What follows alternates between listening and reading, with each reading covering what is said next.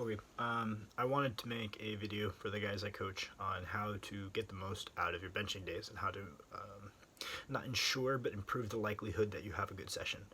Um, I think you hear a lot of people talk about how what you do outside the gym is what determines your success in the gym. It's not the hardest thing in the world to work hard in the gym. It's a lot harder to be consistent with all of your variables outside of the gym, and that's what makes the difference between someone making a ton of progress on the same program as someone making none.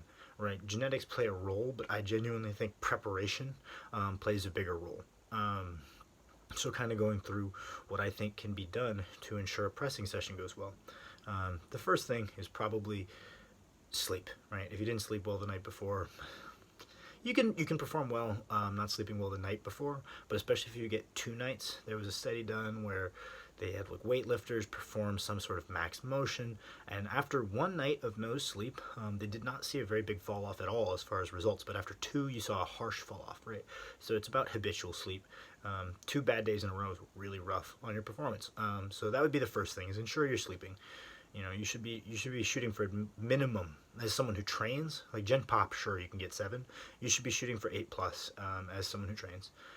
9 times out of 10, there's variance in that, but aim high. Uh, and then the day of, you're like macronutrient wise. Protein is really important for long-term progression. Fat is necessary for hormonal production, also long-term. The only thing that's going to affect your performance the day of really is you're looking at your carbohydrate consumption because you need an energy supply. You're looking at your electrolyte consumption and you're looking at your water consumption, right? Water and electrolyte consumption needs to be proportional to actually hydrate yourself rather than just piss out the water and dilute yourself. And then carbohydrates are largely necessary and also will help you retain water.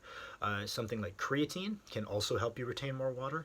You see what I'm getting at here, where I believe trying to retain some of your water, blow it up a little bit, is very beneficial to bench days. That's something that like is kind of an old school thing, but try to bloat for your bench. I think you'll see pretty solid results from it, right? So you want to get down like X amount of carb before you train. You can trial and error for yourself and see where you get diminishing returns. You want to get a certain amount of water down before you train, and with that water you need a proportionate amount of electrolytes. So the most readily available electrolyte is going to be salt, right? So salting your meals is kind of the baseline. That can get you pretty far. There's other electrolytes. It's a little harder to source them.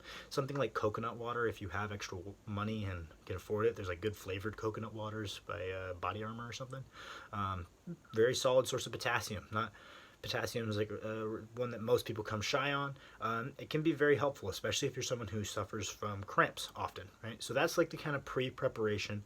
And then I'll go to the gym, and so warming up thoroughly makes a big difference on normalizing your pressing sessions, right? So it might not make your good days any better, but it'll make your bad days less bad, right? So I'll walk into the gym, and the first thing I do is I will really quickly just mobilize my T-spine, maybe stretch out my hip flexors because you do need to put your hip in extension to bench. Kind of depends on how I'm feeling, whether that's necessary. The second thing I'm going to do is I'm going to do a face pull superset with some internal rotations. Just get the internal external rotation motion at my shoulder, get some localized blood flow, start getting my heart rate up, because one of the things about warming up that improves the result is raising your core body temperature. In the case of bench, I can think that can be done with more specific exercises rather than just kind of go hitting some general cardio, whereas I think some general cardio to raise your core body temperature might be the better way to go for lower body lifts. So I'll do that superset, and then the next thing I'll do, depending on the day, I'll oftentimes just do the McGill Big 3, because when you perform a bench press, as we do for powerlifting, it is a whole body lift. There's force being transferred from your feet all the way up into the bar, so a rigid core to transfer that force efficiently goes a long way. And the whole idea of the McGill Big 3 is to increase your spinal rigidity. It's really quick. It can help with some low back pain you might be getting on when you go and bench, but I'll bang that out really quick. And the last thing I'll do is I'll either superset a dumbbell bench with lat pull downs, or I'll just go do lat pull downs between my initial warm-up sets of bench. If I do dumbbell bench superset, then I'll go up in weight pretty quickly, but if I did not do that prior, you really need to get blood flow. This is something that I think a lot of guys make a big mistake on by jumping straight from the bar, or skipping the bar, straight to a plate, straight to 2 plates. I don't care how strong you are, you need to do some sub-maximal volume to get localized blood flow. It's going to help your performance, it's going to make you feel better, it's more chances to get your form dialed in before you actually have to perform something that might be hit or miss. More opportunities to get stuff fixed is better than less, right? So I personally will take the bar for like 40 reps. I'll take 95 pounds. I bench 500 at this point, and I still take 95 pounds. I think it's very worthwhile. So I'll take that for like 20 to 30. I'll take a plate for 20, so on and so forth. Get in that volume, get some blood flow. All this whole time I'll usually be supersetting with some lat pull downs because I do skip the dumbbells most of the time, if I'm being honest. And the reason you're doing the lat pull downs is you're warming up those muscles that are going to pull you into scapular retraction and depression. So each time on the lat pull down, I focus on arching my T-spine, touching the bar to my chest, and drawing myself upward. And then you'll find when you go lie down to bench and you push your scaps back, push your scaps down, you have a lot better control because you've warmed up the muscles that are contributing to that, right? Much the same, as I warm up, I'm looking for small technical faults to fix early, right? Rather than saying, oh, bench feels like shit today, blah, blah, blah, and being a grump and getting to your top weight and it goes badly. Exercise your opportunity to fix that. You have 10 sets before your AMRAP if you're programmed by me. You know, that's plenty of time to trial and error, take some videos, compare the video to your good sessions. Say, oh, I'm mistiming my leg drive. Oh, it looks like my arch isn't very good. I need to work on my scapular control, blah, blah, blah, right? You're smart people. You can definitely figure out a lot by the time you get to the top set. It's just keeping your wits about you, and rather than getting upset about how 2 plates moved, focus on moving the next increment better. And if a weight moved bad, it felt like shit, retake that weight before you go up. I don't know why you would expect more weight to go better. Sometimes it does, but it's not something you can bank on. Then you'll get through your pressing. You're going to do a variation. I expect you guys bringing some intensity to your variations, especially because hypertrophy is so important for like your bench strength.